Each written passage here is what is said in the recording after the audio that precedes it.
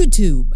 Everyone unanimously loves it. It's a word that by this point has pretty much eclipsed over the majority of my life. As a child, I've spent countless hours on here, and as a slightly taller and certainly less sane child, I'm still here. Only this time I am the you in YouTube as I project my soul into the unknown and incomprehensible ether of the internet and am left dehumanized and alienated. A husk of a person, forever rattling his jaws till the end of time itself. YouTube, a tasteless combination of two words, a pronoun and an improper noun. You and tube. Tube because mid-20th century British people decided to call their magic box that shows moving pictures a tube, following the structure of the CRT. As an Indian, I can confirm British people have always been quite weird. The other half, the pronoun or the woke noun, you. What is you? Well, we'll get into that later. Anyway, YouTube, a medium to express yourself, to be authentic, and to cultivate a community around the things you love. You are in the tube now. A pronounced departure from the modern era that was characterized by a small group of elite professionals occupying the television space. Now, you, whomever you may be, can be on the tube. Welcome to the postmodern era, where we have no barriers between the high and the low. Everyone, everywhere, every identity, every self can be authentic to themselves. A notable part of the culture that has spawned around the platform, like the mold growing around your walls because you are an irresponsible adult child unable to take care of your own house, is the suffix of tube to any and all kinds of videos and video culture uploaded onto the platform. Booktube, AnyTube, BreadTube, Vtube. I don't think anyone calls it that, although Vtubers are a thing. And indeed, they're very much a thing. Vtuber Iron Mouse at one point was the most subbed Twitch streamer of all time. I literally cannot open Twitter without being attacked at least once by these high-pitched anomalies. And the cultural perception of female breast physics has been largely impacted by the phenomena. So, what is a VTuber? Well, it's these people, characters, content creators, streamers and video creators who use motion capture to portray themselves as anime people with rather distinct personalities or quirks or even storylines. In a sense, it is like wrestling, but with a thinner and flimsier line between performance and reality. Well, I find that difficult to say because, again, VTubers, virtual tubers, they are virtual, artificial, unreal. The origin of VTubing is rather nebulous and can seem multi-rooted. Greek theater did as much as to make VTubing what it is as did Alvin and the Chipmunks. However, Japan is probably the correct destination to look towards. In their never-ending search to find the perfect woman who can never love them back, the use of 3D models atop of humans in order to create a visual persona of an idol concretely debuted in the year 1996 with Horipro's Kyoko Date, the very first virtual influencer or pop idol. Although not met with quite the hype as the producers were hoping, Kyoko walked so that the global cultural phenomenon of Hatsune Miku could run. It wouldn't be too late before, indeed, like the story of the tube, the fire would be dispersed among mere mortals too. Even as early as 2011, 3D humanoids were talking, walking, and vlogging around on YouTube all the way till Kizuna Ai's explosion in popularity cemented the existence of VTubers within internet culture. Now, this might seem kind of conflicting, right? I mean, YouTube is about authenticity, about expressing yourself in the tube, about you. Early 2010 YouTubers weren't your Mr. Beasts or Ryan Trahans or even your Logan Pauls. They were teenagers in their rooms doing goofy shit and playing video games sometimes. Virtual tubers, though, aren't they exactly the opposite of that? Aren't they virtual. But then again, remember, YouTube. The television was never authentic. It was as scripted, planned, staged, acted, and performed as anything could be. How can we be so sure that YouTube brought the you to the tube and not the tube to you? Indeed, as Ami Yamato, one of the earliest VTubers on the platform, has said, everyone is a persona of their true self. Everyone is virtual on YouTube. In that sense, VTubers are a kind of hyper-reality. The existence of a fake, an unreality, makes us think that a reality exists. After all, how can something be fake without its real counterpart existing somewhere out there? But then again, has anything ever been that real on YouTube? Evidently, no. Everyone, indeed, is virtual on YouTube. But what about the true self, though? What about the authentic individual? What about the soul? What about the real you? Sure, YouTube has tubified you, but there was a you there. Wasn't there? I am Rithu, and I am Greylink. I have lived 300 years, and I long to die, but death is no longer possible. I am immortal. I present now my story, full of mystery and intrigue, rich in irony and most satirical. It is set deep in a possible future, so none of these events have yet occurred, but they may. Be warned, lest you end as I. In this tale, I am a fake self by occupation, and a schizo by inclination. Swanhild is my hero. I am the puppet master. I manipulate many of the characters and events you will see, but I am invented too, for your entertainment and amusement. And you, poor creatures, who conjured you out of their clay? Is God on the internet too? Ljot The Swanhild. Ljot Swanhild is a VTuber who started posting bite-sized clip-like gaming videos onto YouTube on 18 December 2022.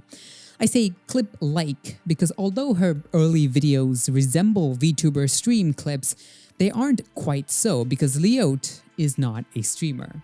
So, what is she then? Well, after reviewing the entirety of her oeuvre, I can classify her videos into 4 broad categories. The first is the gameplay moments compilation videos. Just as the title suggests, this is perhaps the most straightforward you can get with Ljot's videos.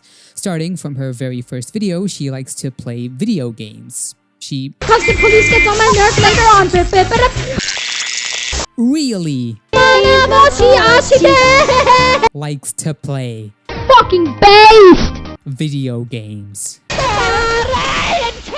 $50 because I have to collect all the cash this time, and 3 out of 5 fireplace get a 9. What is most peculiar about her gameplay videos is that they can range from rather straightforward to straight up insane. Take for instance the video titled Tony Hawk's Pro Skater 2 High Energy Skateboard Emoji Lightning Bolt Emoji, which is a 2-minute uninterrupted gameplay footage of Tony Hawk's Pro Skater 2. Except of course, as she says in the very beginning, she drank coffee. Drink a coffee before it's recording! And she's in a 100% action. I'm on 100% action! Okay, let's go! I'm going to try the gap now. The hang time gap, yeah, 180 Indy, 2 hang time gap, and I got the pilot wing! The hyperactive, abrasive style is something she retains all throughout her videos, even in her rather casual gameplay videos. Another interesting thing to note about her gameplay videos is the type of game she usually plays. Although there are other kinds of games as well, most of her gameplay videos are centered around simulation games. Games such as the train operating game Densha De Go, Microsoft Flight Simulator, Tony Hawk's Pro Skater, Train Sim World 3, Session Skate Sim, which she claims to be her favorite game of all time. Session Skate Sim is my favorite game of all time. And many, many more. But perhaps what is most interesting about her preference for simulation games is the videos themselves that she makes from these games. These aren't funny moments or speedruns. Her gameplay clip videos focus most peculiarly on glitches, out-of-bounds footage, and bugs. Not in a way that, say, Boundary Break or channels that make videos about bugs in video games do, but in a way that is genuine. The glitchy awkwardness of these games, which are built specifically to simulate something, to create a sense of reality, is what Ljot focuses on. In other words, she decides to show the non-simulation parts, the unreal parts of simulation games, which are trying to be as close to the real thing as possible. The second kind of videos are the scripted videos. These range from video game reviews to surreal and jarring skits. Take for instance her 7th video, which contains her playing with a Sonic figurine on a skateboard with a green screen covering her hands. These skits range from quite comprehensive ones, like a later entry by the title Isolated Friend, which follows Ljot Swanhild trekking through the landscapes of Death Stranding to deliver broccoli and espresso to her new friend Shadow Swanhild. Don't ask, we'll get into that later. To rather abstract narratives like her classic Creeper in the Woods. Air is very important. Creeper! I can't hold on anymore! These can be quite short, such as the Creeper in the Woods, 14 seconds, to the 9-minute long episode 1 of her TV show.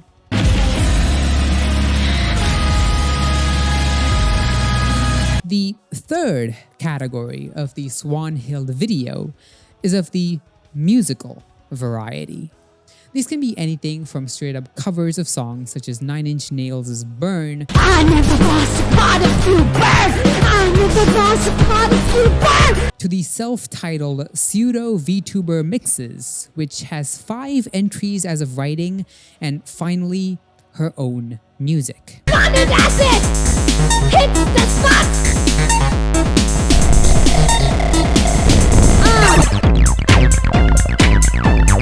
And lastly, she has her so-called espresso edits, which are complete nonsensical and hyper-edited clusterfuck visuals with strobing lights and harsh audio. They tend to contain her models in varying positions and/or emotes that cut in and out of the screen at a speed that is too quick for human eyes to digest. Now, these categories, as all categories generally are, aren't that solid.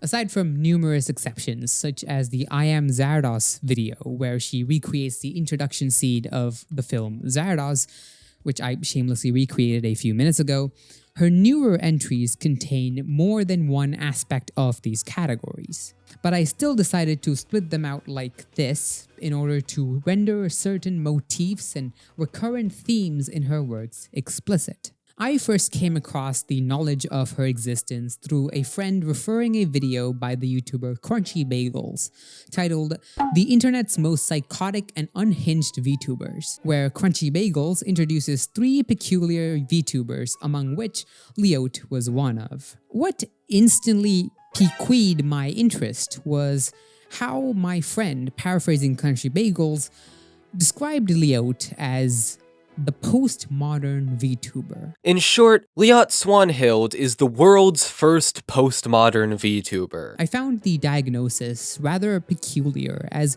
it was like saying the winged bird or the dead corpse. Isn't the VTuber the identity/performance fracture, the internet existence, the Japanese kawaii cultural homogeneity? Isn't this already postmodern? Well, yes, But what sets Ljot's videos apart is the fact of their performativity.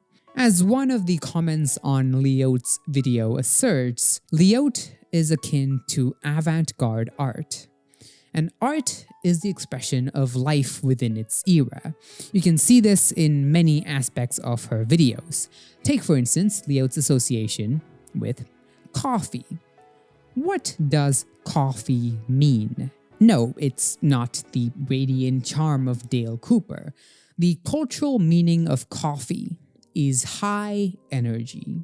It refers to the hyperactivity of a highly caffeinated person. But today, in the age of short-form, hyper-convenient content consumption megaplex of social media, the hyperactivity of coffee has less to do with the adorably energetic 8-year-old and more to do with the parasitic attention economy and how mainstream internet culture has been sinking deeper and deeper into an ocean of loud, abrasive, nonsensical, and overstimulating slop content.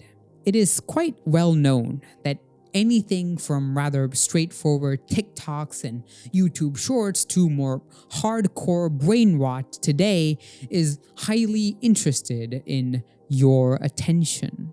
But how exactly does this reflect on you?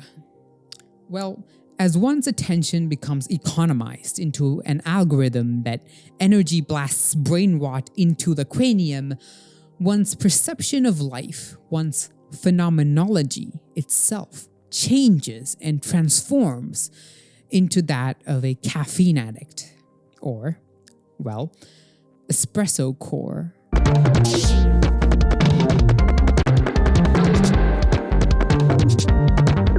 Ljot's videos, too, are short, loud, abrasive, and borderline incomprehensible to the point of satire.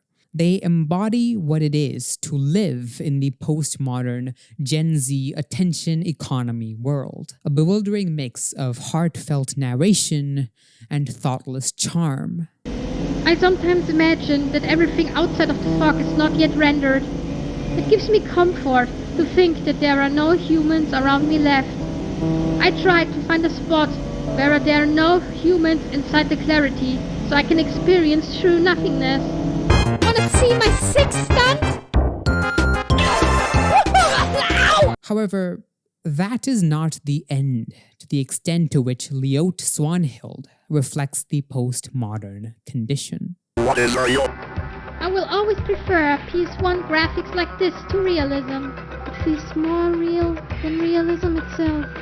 As discussed earlier, Ljot seems to have a preference for simulators, whether that be the skateboard simulators of Tony Hawk's or Session Skate, or the train sims of Densha to Go, or even the more widely known Microsoft Flight Simulator. Ljot seems to enjoy the genre and has made quite a few videos surrounding them. In her first Microsoft Flight Sim video, which also coincidentally happens to be the debut of her iconic 3D model, we see all the peculiarities of Ljot's relationship with simulation games. It begins rather unremarkably with her flying her plane, before cutting to her in a car half submerged in water, remarking on the existence of cars in a flight simulator. Then she drives her car into low-resolution trees before cutting to her car glitched into some kind of building in-game.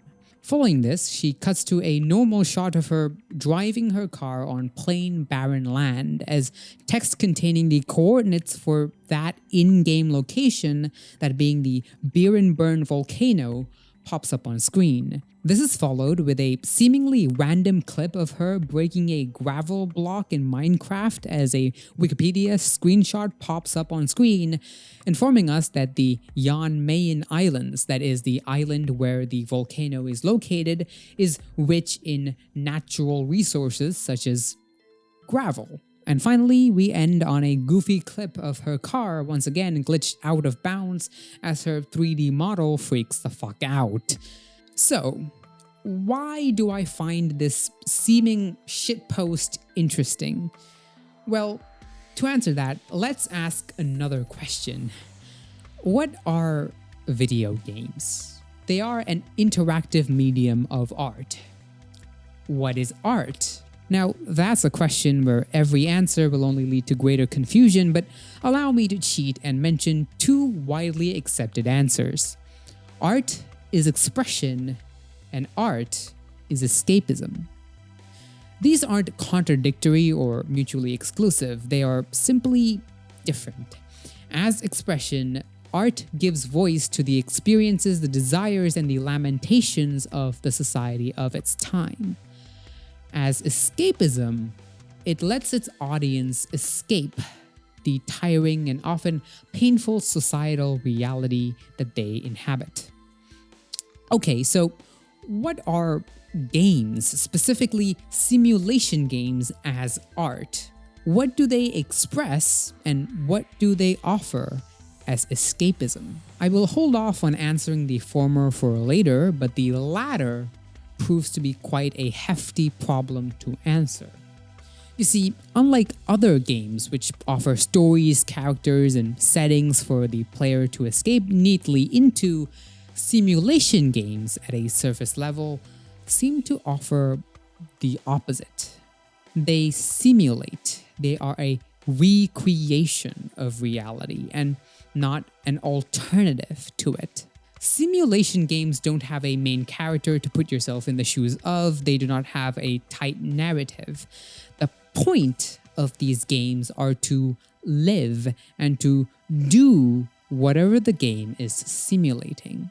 In that sense, Ljot seems to be a rule breaker. Her videos often feature glitches and out-of-bound footage. She focuses on low-poly models and undetailed NPCs. As she even says in another one of her Microsoft Flight Sim videos, "The most interesting places on Earth are always pixelated." If we only take this aspect of her videos into account, she is clearly undermining the point of simulator games.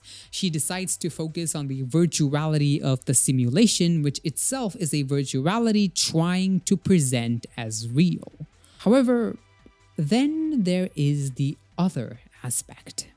Remember how she puts up real-life coordinates on screen as she drives to the place in Microsoft Flight Sim?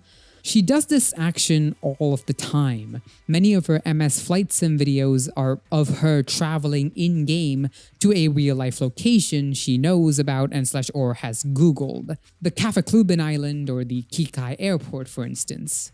And yet, her remixing of reality only occurs at a layer that is above the basic layer of the simulation. In other words, she is undermining the immediate escapism of the game to indulge in an escapism that necessarily breaks the original. It's weird! Combining this peculiar wraparound by Ljot with her contrarian or transgressive nature highlighted in many of her videos, but especially in the first episode of her TV show where she exclaims, "Fuck you, society! I will create my own show! I can do whatever the fuck I want! I will try my best! I like garbage! That's where I dwell! Fuck you!" Oh, my shoulder! It kind of makes sense why she would want to avoid reality and would want to gravitate towards the virtual within something trying to be real. In that sense, she is subverting social standards of facing reality twice. Furthermore, there is Minecraft. Minecraft might as well be the ethos of the simulation game taken to its logical extreme.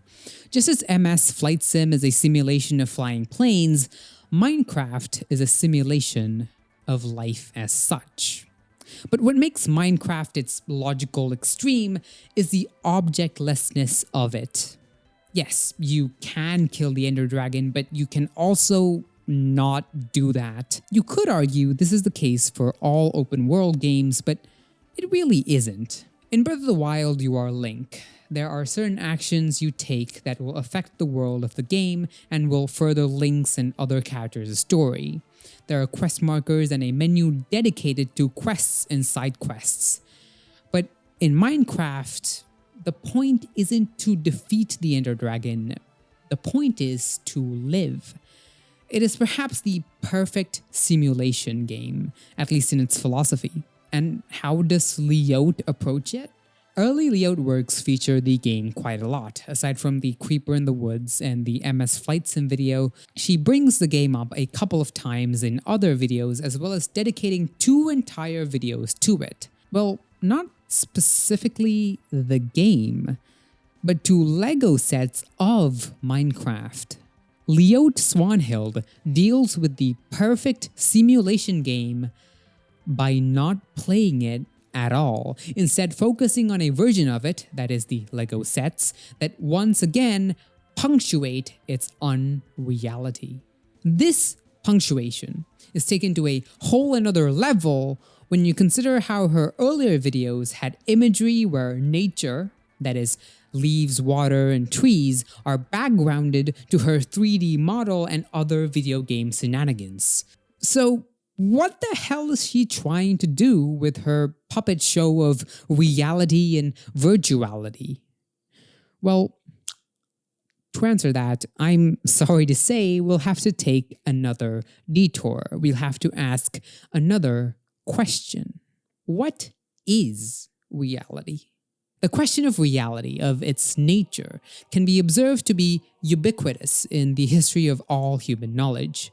Beginning with the pre-Socratics arguing whether the world is quantitatively monistic or pluralistic, whether if there is one basic element to all of reality or if there are many, to Plato and his forms, his famous allegory of the cave, to Descartes' subjectivism, to the empirical materialism of the modern natural sciences. Wherever we look, we have always had a notion of what all of this is. However, ignoring some theological circles of thought or other cuckoo stuff, today we don't really occupy ourselves with the same question of what reality as such really is. And that is no accident.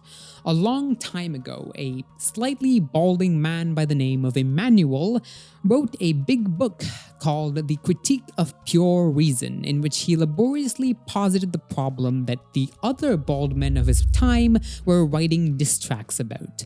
The problem was the divide between the human capacity of understanding and the truth, or the reality. You see, he said we cannot really know things for what they really are. In other words, we cannot know things in themselves, only the things as they appear, only the phenomena and not the noumena. What is interesting to me about this position is how common this really is when considering the history of humanity itself. Humans have almost always considered themselves unable to attain what they want to attain. The Bible speaks of a story where humanity falls from grace just as it eats the fruit of knowledge and attains the ability to know.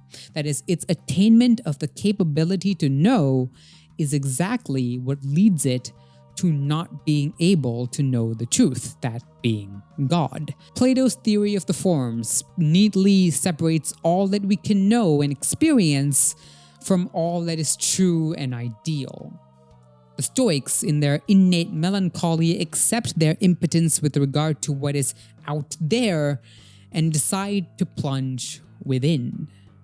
Absurdist philosophy, as if the fun cousin of the Stoics, decides to accept the absurdity of the universe and face it with a sort of detachment. When you zoom out and look at all these historically distinct schools of thought, you will indeed spot a preoccupation, perhaps even a presupposition of the thing in itself, what Kant only put in bare terms. Years after the first critique, another snobby, bald man by the name Georg Wilhelm Friedrich would challenge this problem, this separation between the thing in itself and the thing as it appears, and would come out with his own big book by the name Signs of Logic, wherein he would reject the separation itself. However, instead of taking that path, let's jump to the 20th century to a French guy named Jack, who was really into this German guy called Sigmund. You see, for Jack, our psychology is akin to Kant's, not really situated in the realm of what he called the real. But Jack wasn't stupid, you see. He knew that Hegel had already epically owned Kant and that the thing in itself does, in fact, not exist.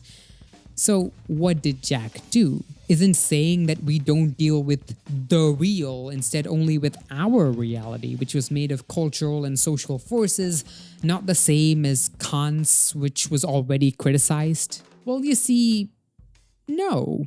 Because for Jack, the real is not there. For him, what this real is a non-thing, an absence.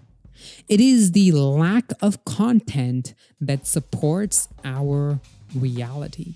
And it makes sense. If nothing, the entire history of philosophy being preoccupied with an unattainable reality is evidence. The real is a lack, an absence.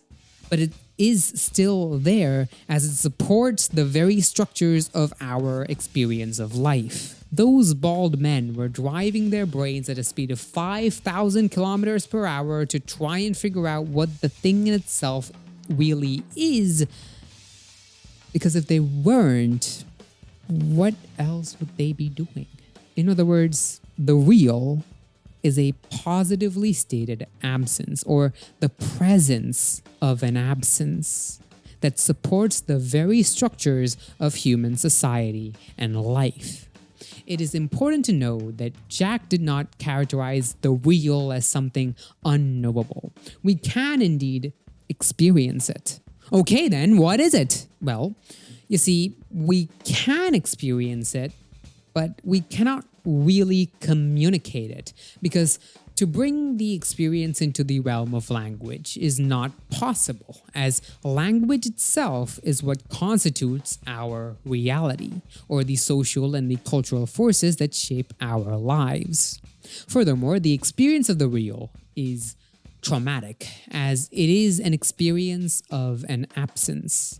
In other words, it is an experience of the breaking down of what we know as our reality. Okay, so let's look at it as a structure of layers. At the surface level, we have a thing, say, feet. Yeah, so the context behind this is that early Ljot videos featured kinda ironic fetish content relating to skater girl feet. Yeah, I'm not into feet. In this level, it's a thing, it's there, it's material. In this level, I can't really say much about it, as uttering anything relating to it will be climbing up to the upper levels. This layer is immediate materiality. It is only surface. By itself, it means nothing. Then we have a layer atop of this one, which is the layer of signifiers.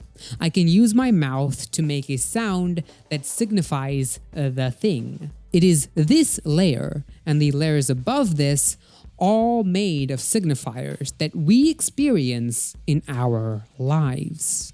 Of course, the thing is still there and we can experience it and touch it, but the second we see or feel it, we already ascribe meaning to it. Feet. This means something. They are an important part of our body. They have a function that connects them to the actions of standing, walking, and skating. They also have cultural meanings, as the touching of feet is a gesture of respect and of some kind of superiority of the one whose feet is being touched in many cultures. And of course, some people find them arousing. Not me though. I don't like feet. Anyway, they aren't the real thing. They aren't surface level. They always mean something deeper. In other words, our experience of the world is inseparably connected to these signifiers. They aren't the real thing. They aren't the surface level. They always mean something deeper. Which means that, yes, indeed, what we experience as reality isn't real. Instead, it is a system of signifiers born out of culture and society. Furthermore, what we may think as real is not so, as it isn't thinkable or speakable, it just is. It is vulgarly material and traumatic. It is just there. Anyway, why am I talking about this?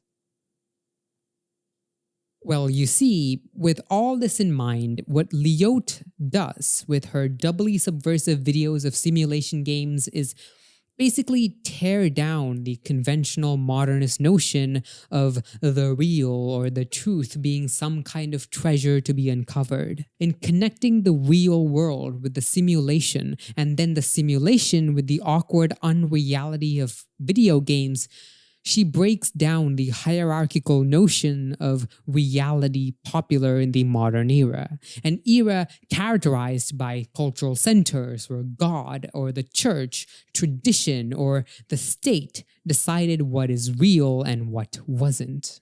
In her spontaneous rage against society, she throws a wrench in what it holds dear, its seeming monopoly over what is real and proper.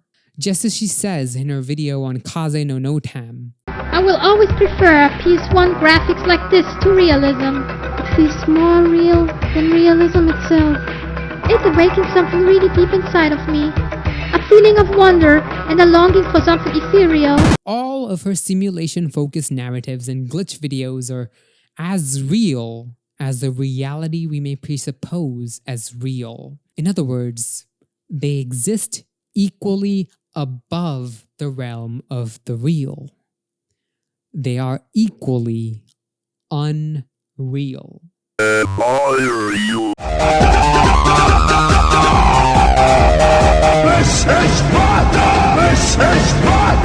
Ljot Swanhild is schizophrenic. I'm not saying that the person behind the anime girly has the psychological disorder known as schizophrenia, no. What I am saying is that Ljot Swanhild in her videos posits a self-identity of a schizophrenic. That is, a lack of self-identity. If you've encountered Ljot before watching this video, this may end up being the least obtuse or outrageous claim made in this entire video. A schizo, such a description will seem entirely warranted. She has many characters in her videos that are akin to the delusions and hallucinations of a schizophrenic. Aside from the aforementioned Shadow Swanhild, whom she stumbles upon while on a hike recommended by Ljot. Ljot recommended this hike to me. The vibes are so weird here. What's going on? And also whom she befriends and eats broccoli with. She also has other friends who are also other versions of herself, such as Cargo Pants Swanhild, Ljot Swanhild, and then Ljot Swanhild, and then there's also her old 2D version that pops up every now and then. She has actual relationships with these characters and she hangs out with them, skips stones, DJs, and whatever this is, she does that with them. Anyway, furthermore, Ljot's newer, slightly narrative-focused videos and her older espresso edits all nudge to the formal thought disorder of a schizophrenic. It is like peering into the mind of someone who experiences life as one damn thing after another. A meaningless, cohesionless slurry of sensations. Capitalism makes us all schizophrenics. In the era of what is popularly dubbed late-stage capitalism, the lives and jobs of those living particularly in more affluent nations are increasingly dictated by the fluctuating forces of the market. The techniques that teach adaptability, popularized by New Age workshops, aim to create indefinitely mutable individuals, free from any intellectual or emotional rigidity. You have to be fluid. You mustn't have a well-defined identity. You need to adapt, be polymorphous, change jobs when you're asked to do so. In a society dictated by the market, a market society, Every person is made akin to that of a commodity sold in the job market. Everyone is assigned an exchange value, just as your conventional commodities are assigned a price by the forces of demand and supply. In such a world, as the psychiatrist Robert J. Lifton states, we are becoming fluid and many-sided. Without quite realizing it, we have been evolving a sense of self-appropriate to the restlessness and the flux of our time. In other words, just as the perception of commodities change as its price fluctuates, so does the self-perception. The self change, contort, due to the influence of the fluctuating forces of the globalized market. Is this not Ljot, her unstable and fractured selfhood? Is this not exactly what is reflected in her espresso edits? The first thing that comes into mind is none other than the all-father of this platform itself, Mr. Beast. It is quite well observed how, as we make our way through his backlog of videos, the larger the scale of the videos get, the wider of a net he casts to attract the largest audience possible, the less personal he becomes. Of course, it's something he himself has admitted quite openly. He sees personality as being a limitation to creating the so-called best YouTube videos. He recognizes the need to contort himself with the market and thereby become a personalityless caricature of the YouTuber. I hold to the idea that even the old school YouTubers, even though they may seem genuine, are still putting on an act. I don't say this with any value judgment behind it. I'm not saying it's a good thing or a bad thing. Filming yourself, putting yourself out there is always an act. As we'll see, personality itself is always an act. But compared to them, Jimmy is a different beast altogether. He is the beast, the perverse exaggeration of what all of us already are. Etymologically, schizophrenia means a splitting of the mind. The schizo who is open to everything in spite of himself, living in the greatest confusion. What characterizes him is the absolute proximity, the total instantaneity of things, the feeling of no defense, no retreat. It is the end of inferiority and intimacy, the overexposure and transparence of the world, which traverses him without obstacle. He can no longer produce the limits of his own being. He is now only a pure screen, a switching center for all the networks of influence. A favorite of the channel, Fredrik Jameson, has a relatively short essay by the title Postmodernism and Consumer Society, in which he details two aspects of postmodern society that are most notable: nostalgia and schizophrenia.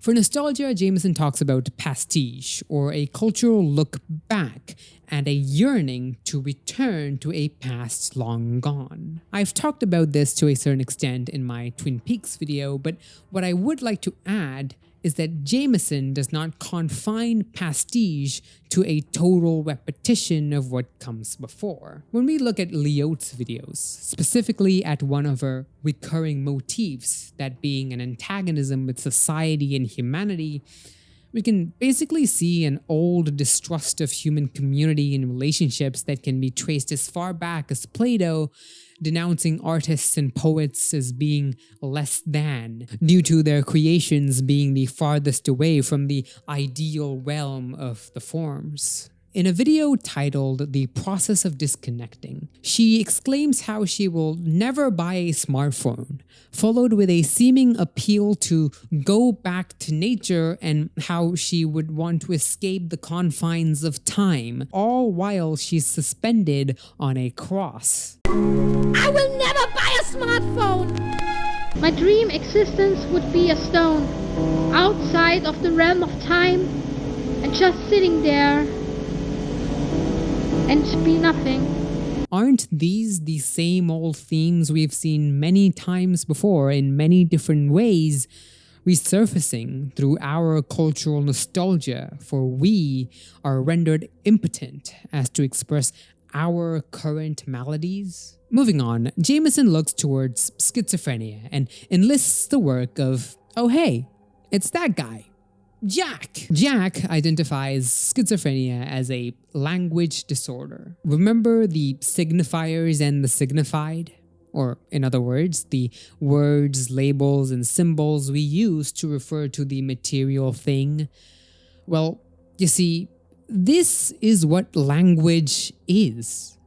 And it's through language that we experience everything, including time and ourselves. The linguistic structure, the tenses, split how people perceive time into past, present, and future with its sentences, and the I, the reference to the speaker themselves, is what leads to us constructing a self. This goes against a commonsensical understanding that the I is there to refer to the self which was pre-existing. No. Well, schizophrenia is when the link between the signifiers and the signified breaks down and all material meaning exits the layer of the signified, leaving only meaningless and unconnected signifiers. In other words, schizophrenic experience is an experience of isolated, disconnected, discontinuous material signifiers which fail to link up into a coherent sequence.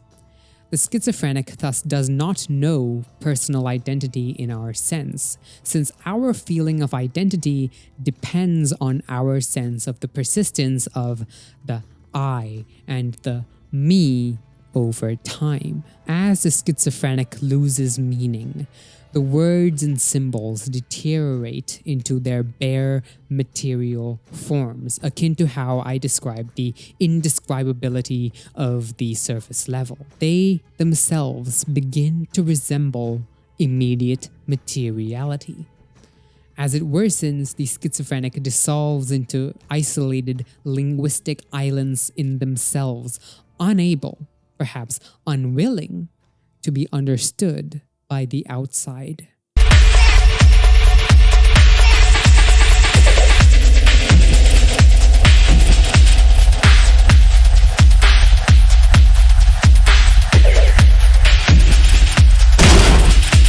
Ljot makes noise music.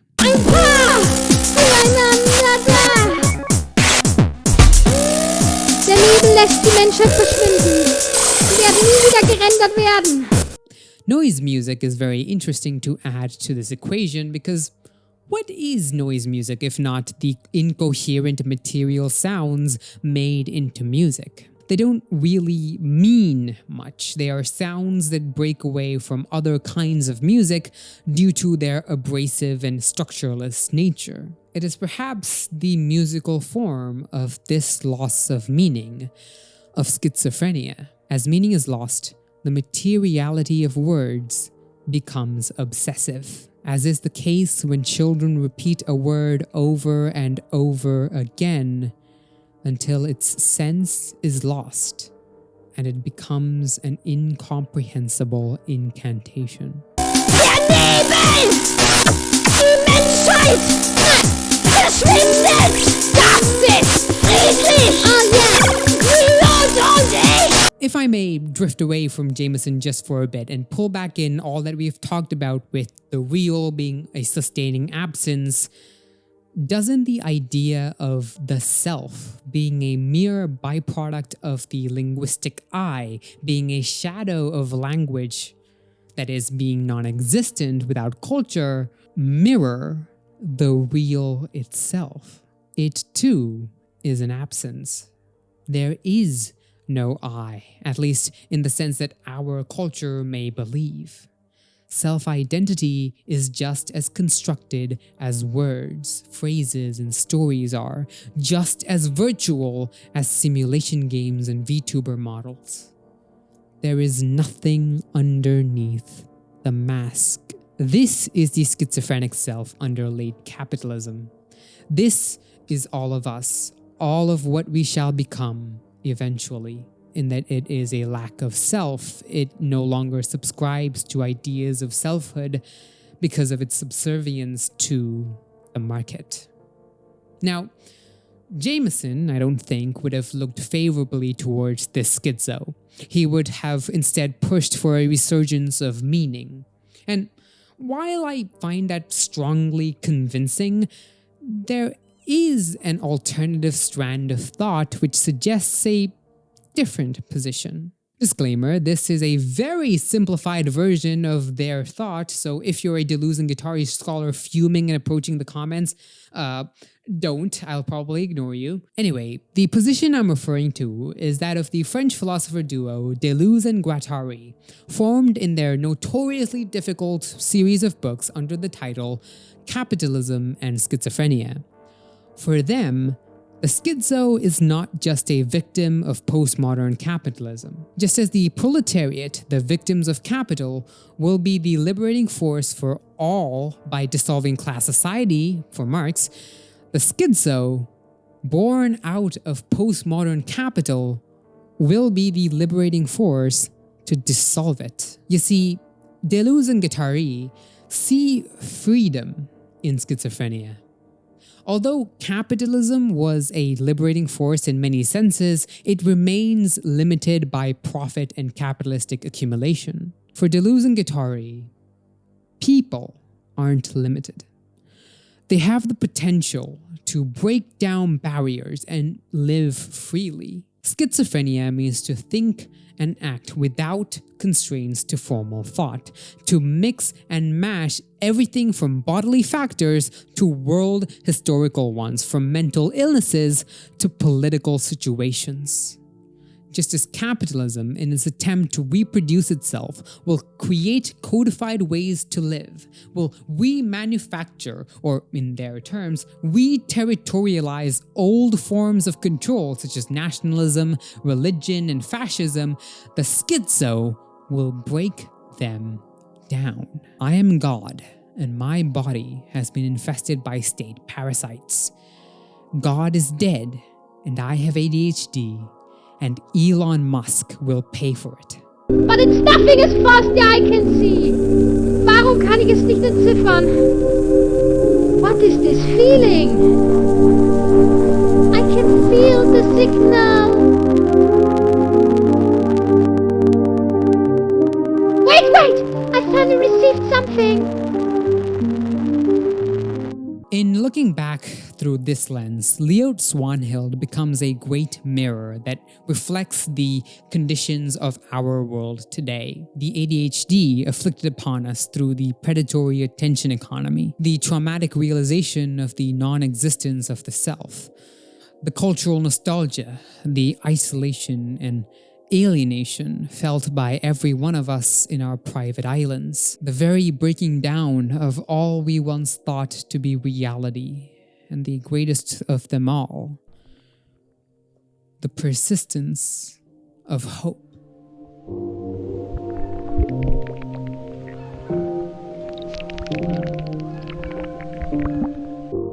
If you enjoyed this video, or at least made it this far, please consider checking out Ljot Swanhild on YouTube.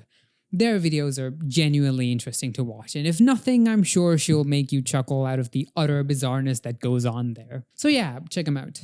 They are the greatest long-running anime series of our times. Thank you to my dear patrons, Key, Abs, Andrew Fuki, and a special one to Archagent Everlasting for joining my Patreon.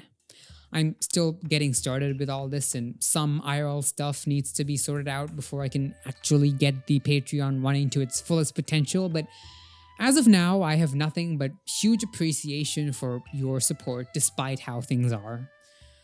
With that said, thank you for watching this video. The last video did amazingly well, which I did not expect in the slightest due to the nicheness of the subject matter, but alas, the YouTube gods blessed me.